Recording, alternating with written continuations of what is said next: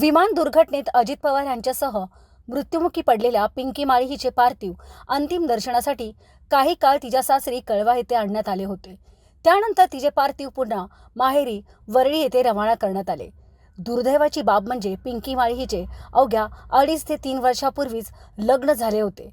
तिच्या आवडीनिवडीनुसार तिचा पती ओम कळवा येथील राहत्या घरी फर्निचर बनवत होता। तिच्या आवडत्या रंगापासून घराची सजावट सुरू होती। सोसायटीतील प्रत्येक सण उत्सवामध्ये हे दोन्ही जोडपे सक्रिय सहभाग घेत असत। नुकताच पिंकीचा वाढदिवस संपूर्ण सोसायटीसोबत कुटुंबियांनी साजरा केला होता। इतकेच नव्हे तर दोन्ही कुटुंबे सोसायटीतील सर्वांसोबत अतिशय आपुलकीने मिळून मिसळून राहायचे। या घटनेनंतर परिसरात हळहळ व्यक्त केली जात आहे। आजची उद्योगनगरी न्यूजला सबस्क्राइब, बेल आयकॉनला प्रेस करा, लाईक, कमेंट आणि शेअर करा।